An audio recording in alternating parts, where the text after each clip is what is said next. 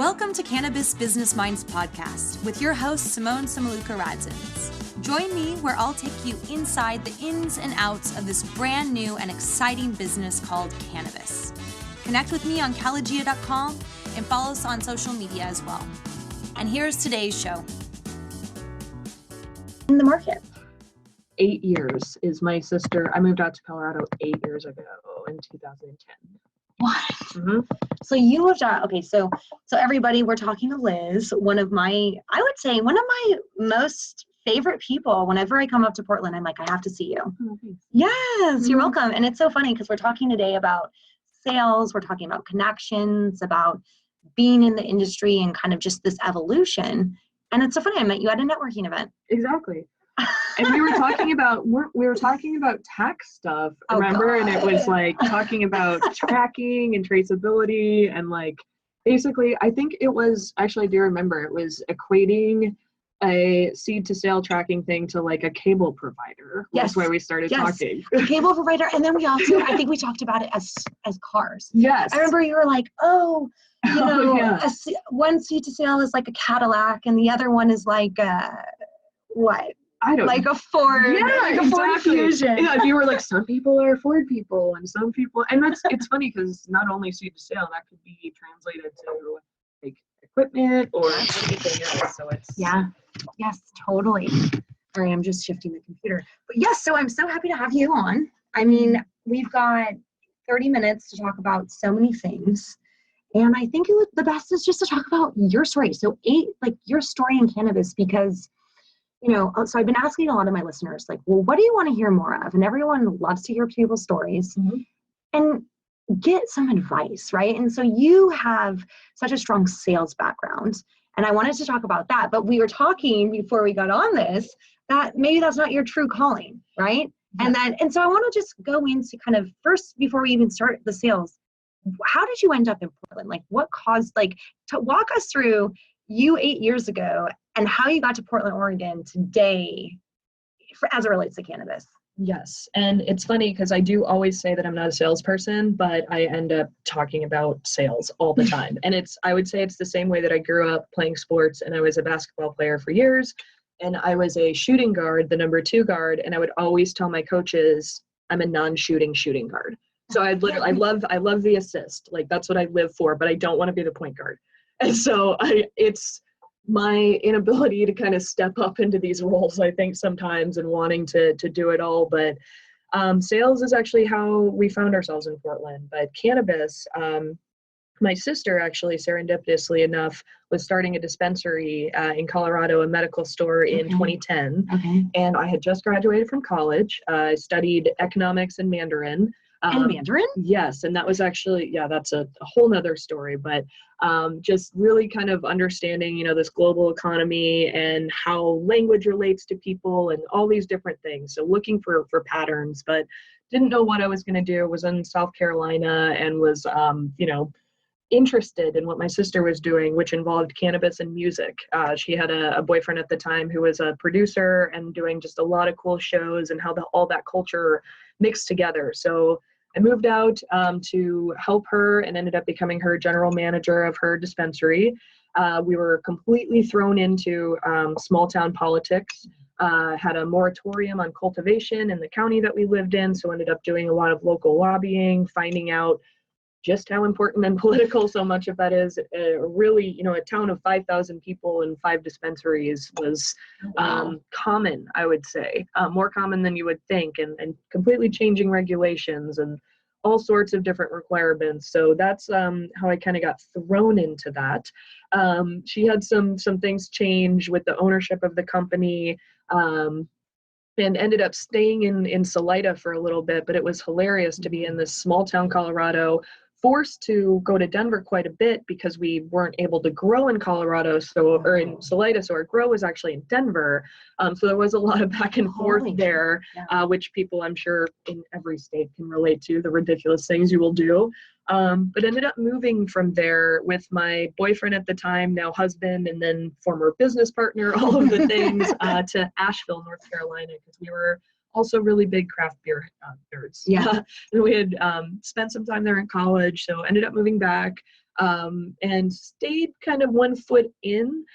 We had done a lot of implementation of systems at my sister's store, so seed to sale tracking, accounting, inventory stuff, and so got to know a bunch of people in that space, and there was a huge need for data remediation and like inventory transfer when Colorado went medical to rec in 2014. Washington did it at the same time, but a little bit smaller market. So we ended up just kind of staying in touch with our contacts and finding out that we were looking to do some stuff in Asheville, which is a hilarious town. We talk about— What's it like?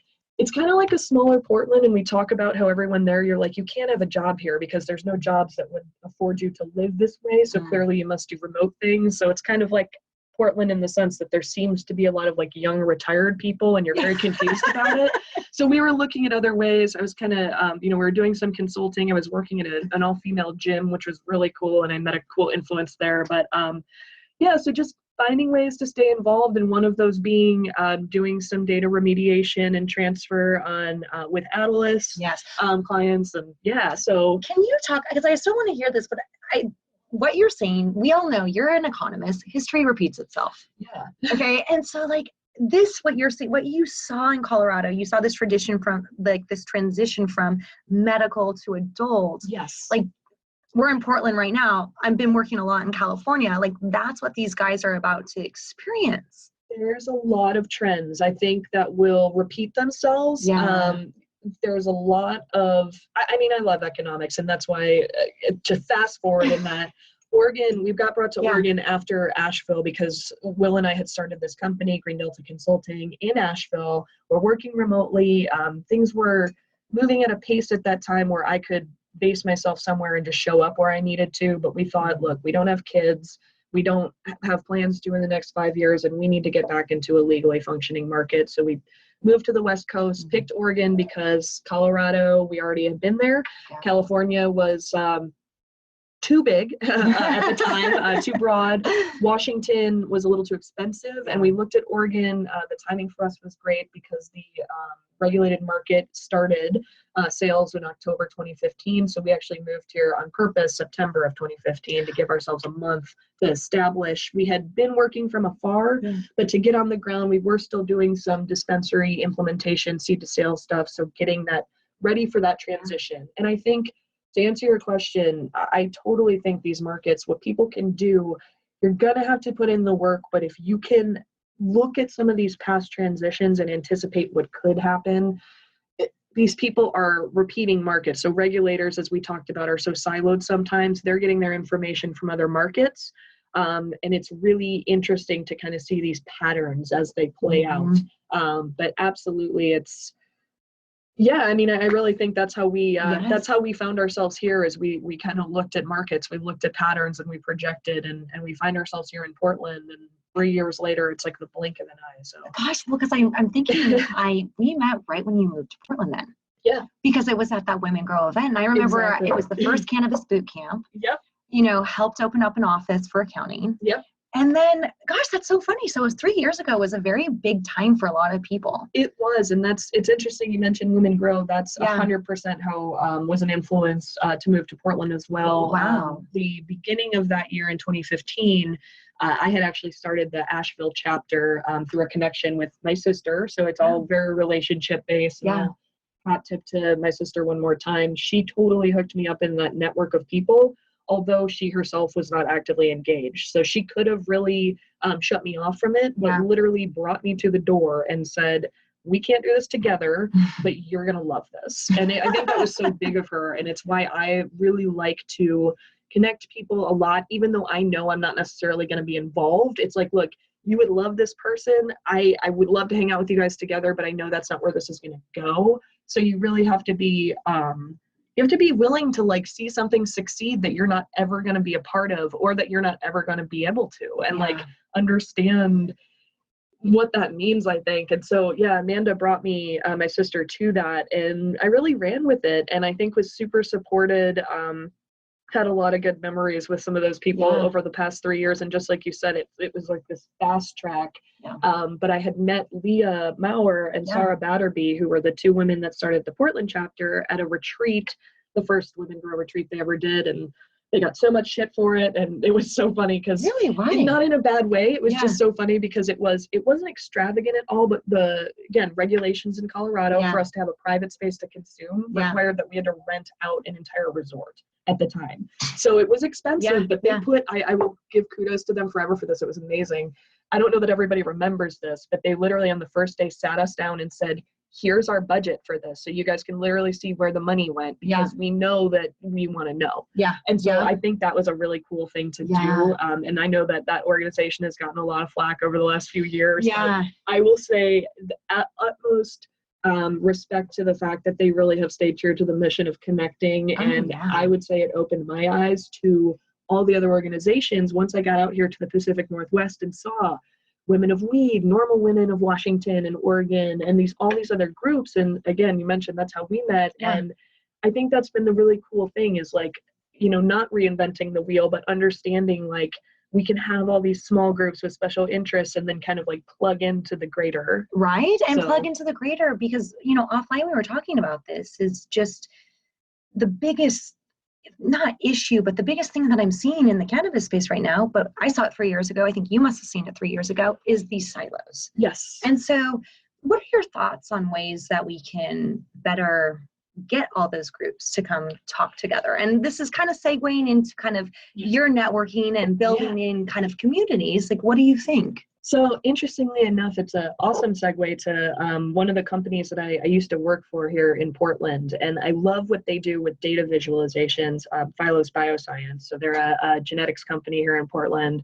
Was working in a couple of regions for them to work with people for plant sex testing and genetics testing. But they have this really cool thing called the Phylos Galaxy, and it's a data visualization of all of the strains that they've ever done a genetic report on, a genotype report. And there's about 4,000 strains. And if you looked at it 3 years ago, company is about 4 years old, it was much smaller. And the network, it basically shows genetic relatedness in these lines, and then the time, like it's a 3D model, so you can move it around. It's really great. Oh, wow. But I remember seeing it for the first time, and I knew their CEO, Robley Holmes, and know him through networking. Mm-hmm. And I remember saying, I explained the galaxy to people kind of like my network. So like, if you imagine this cluster of OG Kushes, and again, they're all here, but it's on the same population.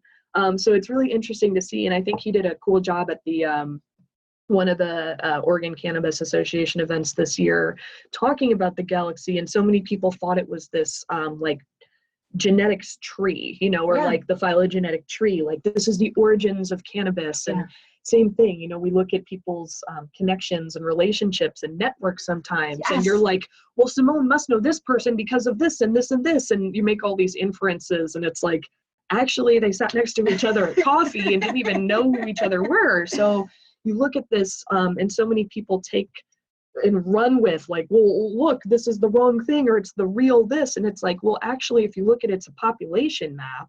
And so looking at all these things that coexist and never see each other, but, are so secretive and siloed. And I think it's this really cool thing. And I know you and I have spoken at length about the fact that people are in these silos. Yeah. And so you need to kind of have these like silo busters, right? God, you're right. We need a silo buster. Yeah. And it's so weird. Oh, it sounds like filibuster.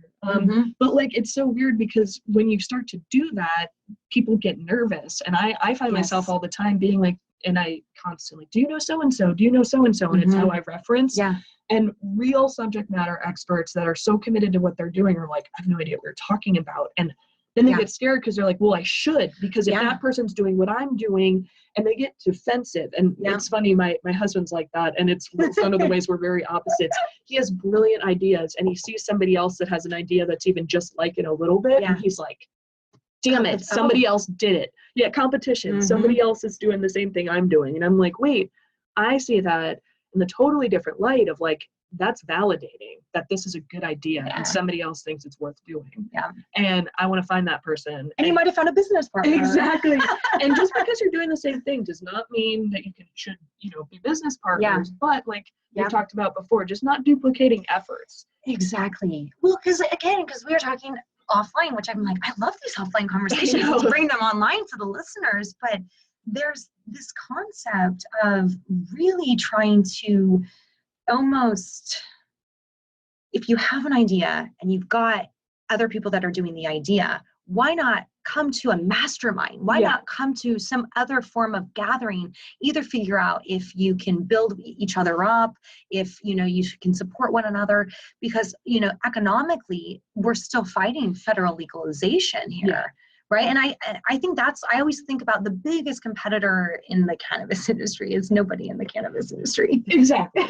Well, and that's, you know, it's interesting. You know, you talk about this, the network and the more holistic approach to not being so siloed. And it's like, I think about it quite often, and especially, you know, with a lot of the interaction I get to do with like really amazing cultivators and just stewards of the land sometimes that are, it's so cool to be in this place where like those are people in your community and like genuinely you get to interact with them and learn from them. But look at the plant and what it does and how it presents. And, you know, you look at distillate and you look at these things that are isolated and you look at opioids and you look at these things that, you know, just have been segregated in this way. And it's like, well, okay, endocannabinoid system, people don't even know about it. You know, we were talking about offline as well, just how overprivileged we are in our access to information in our daily lives with cannabis. And, you know, we take it for granted sometimes, I think, but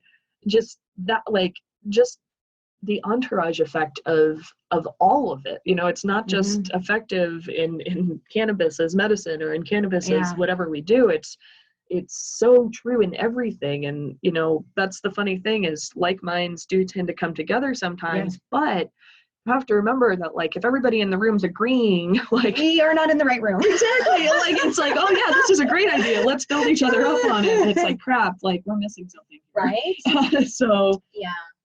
When you talk to people, because that's what I've noticed, it's like, I almost feel like I'm in the wrong room half the time. Like you know, we ran into each other, last week or the week before at that cannabis event. In Portland. I thought it was very innovative. I thought it was interesting. And I'm curious what your thoughts are, because there's so many startups wanting to get into the cannabis space in Oregon. And I thought to myself, well, I didn't think many people were getting into cannabis in Oregon. I thought people were not doing as well. I was surprised to see so many new brands like trying to enter. What are your thoughts on that? I think that, you know, it's, as we talked about, looking at other markets, fairly predictable, especially with, and that's where my economics mind went years ago when Oregon was like, okay, no barriers to entry, essentially. This is like a totally free market. This is just like, I always joked back when I was like, I want to open the, you know, the economics dispensary. Like it'll be called the invisible hand. We'll just let the market set prices and dictate everything. It'll be great. Like, oh my God, could you imagine? It would be like the nerdiest thing ever. People would probably love it. But no, just really, I'm not surprised by it, but I think what we were both kind of noticing, we were like, it wasn't like, wow, everyone's new here. It was almost like everyone here knows each other and we don't know anyone. And that's so weird because typically we do know people. And it was, I think inside of Oregon and outside of Oregon have such a different mentality, where inside of Oregon, we're sitting here going, oh no, we're drowning. And, you know, nationally we're getting some attention with the overproduction, but you're looking at really smart, I think, strategic people and attorneys and counselors and consultants that are helping people in multi-state markets that are saying you have to get a foot in Oregon right now. Honestly, because think about it, because it's the easiest license you're going to get. You know, look at the money Canada's pouring in there. Maybe you can get swooped up in an acquisition. I mean, I just think that if somebody paid me money right now to stay strategically, not morally, you know, but like from an economics perspective, where is this going to go? Because although the price is bottoming out here, I saw a really interesting article a few weeks ago that said, look at Colorado's launch of legalization, look at Washington's, look at Oregon's. They all took different approaches, but everybody's experiencing bottoming out prices. So how can that be avoided in California? How can it be avoided in other places? And because Vegas isn't avoiding it. I mean, like Vegas hit a rock bottom. Well, and that had to do with distribution because they ran out of product. So that's it's like, it's such a global supply chain, or it's a state supply chain issue. And here's the thing is we're going to take all of these resources to figure out an issue that's going to be, to your point, somebody else sitting there with global logistics already dialed, being like, we're not thinking globally. Yeah, like this isn't, why the hell would you do this? You know? Right? Well, and that's an interesting thing. I think I'm inviting you on to the next show because I want to ask you a few questions just about sales. Yeah. And I want to talk to you next time I'm here about, if you want, about global economics. Because that's like one of the very interesting things that what are your thoughts on that? So 2 quick answers. First, I, again, studied economics in college, and I actually reached out to my old college economics professors, one of whom was a game theory professor from Brazil, who used to teach global economics as awesome. What? Yeah. Super fun shit. But randomly enough, I was in Vancouver, Canada, about a month and a half ago at the ICBC conference. Speaking on behalf of Phylos on a genetics panel, which was fantastic. And I'm in the lobby and I run into my old economics professor, a different one, who's speaking at the International Economics Convention that's happening at the same hotel, and they're not talking to each other. And like, that's what I always get, where it's like, there's like a cannabis conference next to a technology conference next to and you're like, how? Next to an addiction conference, and you're like, these are all the same shit. Let's all talk together. Yeah, but to circle back and answer that question about global economics, I think it's super interesting because there are people talking about, I mean, look at all the CBD coming from China and global supply chain, and as countries legalize and we're falling behind, what does that look like? I had such cool insight into that working with Phylos because of the seed thing. I mean, genetics and seeds and how that has just permeated through the entire globe, and when you can literally look at like the ethnobotany of how the plant has traveled and how seeds have been passed as currency, and you look at this and it's so cool to think about. But it's so amazing because have you guys had this conversation with the Phylos team or just with anybody that you know? Where's the oldest strain from? Because you've heard like China 6,000. Right. Oh, and that's the crazy thing, is because Phylos is doing this amazing thing and working, to map so much of that, but it's not an origins map. It is this population map. So, there has been a lot of, conversation and not just at Phylos, with a lot of really cool companies, globally, really, that are looking at this. But more so than anything, I think the nature of so much of that is, if somebody did have something that old, there's a guy, Don Warshafter, I'm sorry if I pronounced that last name wrong, who's out of Ohio, who has the Cannabis Museum that's really incredible. And they shared a lot of samples with Phylos back really? When they started their project with the American Museum of Natural History and did that initial collection effort. So I got to reach out to him. I didn't even know there was a Cannabis Museum, let alone in Ohio. Yeah, and they actually bring it up to HempFest. So really? I believe so. So I did not. Well, and then on the next show, we'll have to get you to talk about HempFest a little bit. And so what are you speaking about at HempFest? I am whittling that down, but really everything all-encompassing, really, of just what we've been talking about, which is just how do you make sure that your message is reaching your audience, which is funny because I've been sitting there being like, okay, I get 5 minutes on stage to this huge audience, and the thing that I keep thinking of is, if I passed myself, would I stop and listen? Wow, that's a very good way, though, when you're presenting, to think about what's your message. Yeah, and I could talk about so many things, but again, I think it's just remembering to tell people to use your voice in today's everything that's going on right now. I think we make a lot of assumptions that people are, I don't know, just on the same page as us, and we have to, work together, but make sure that you're not working alongside somebody for a reason that, I don't know. It's again, clearly I'm really know what I'm going to say tomorrow, but no, I think just encouraging people to find their communities and just really continue to really find what you're passionate about. Because I think, again, I've talked to so many people recently who are burnt out and working in cannabis, and you're like, I'm one of them. Exactly. I'm one of them. Yeah, We're talking about this offline. And then you talk to other people who are like, but you work in weed, and it's like, but it's different. And I think it's one of my first presentations in 2015, and I want to go back to it. It was like, will the next set of leadership in the cannabis industry be the same as our founders? Yeah. And I think that's,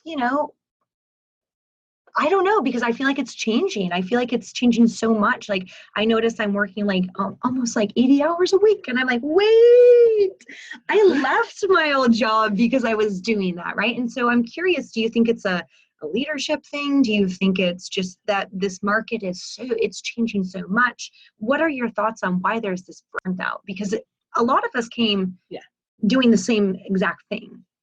I think that, it is a result of leadership, and a lot of the same things being carried over, and we see that influence of capital as well. And I think that just like we've seen women in leadership, those numbers go down pretty significantly, which I don't think that's a direct correlation, like, oh, better leadership because it's women. But in that sense, I think that so much more of the old is just creeping in way faster, and it's going to be much harder for a company to say, this is how we do things, because you're looking at the bottom line. You're looking at what you can cut because of all this competition. How do you survive so that you actually can enact your mission?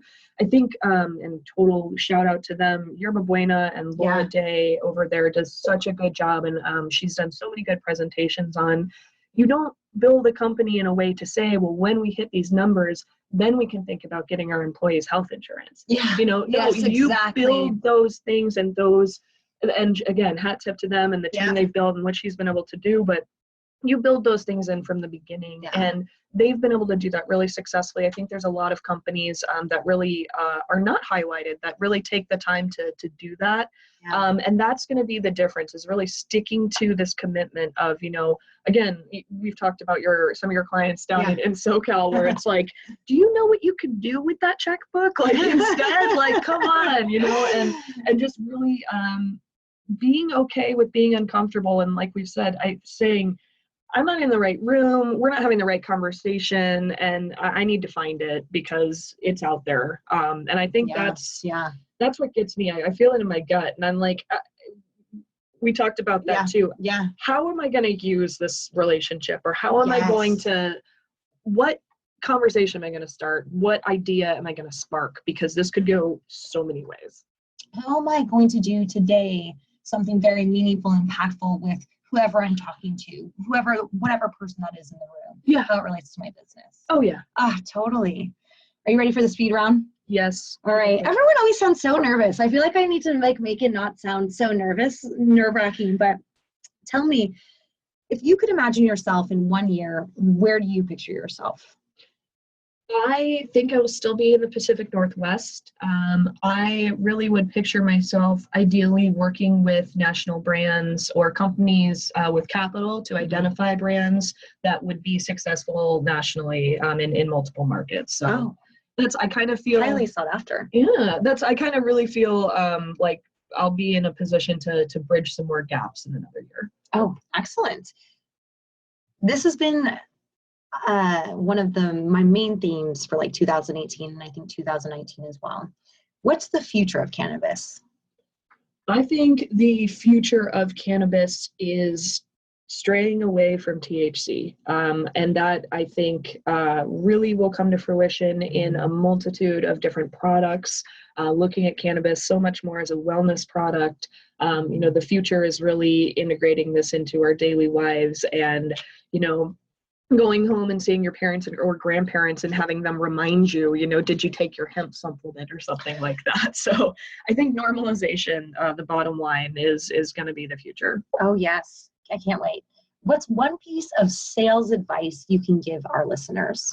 Sales advice for the listeners. I would say with cannabis, please remember that the relationships you have before going into a sales role, could change afterwards. That wasn't super eloquently said, but I think just remember, that'll be the speed round answer that you're looking for is context and contacts. Oh, that's perfect. Okay, that's perfect. Context and contacts. Yeah, and please remember to differentiate or use those in conjunction, because there are so many times where, I could say, hey, I know Simone, and if I reached out, you would be like, absolutely, or like, what the hell are you talking about? That's a really great piece of advice.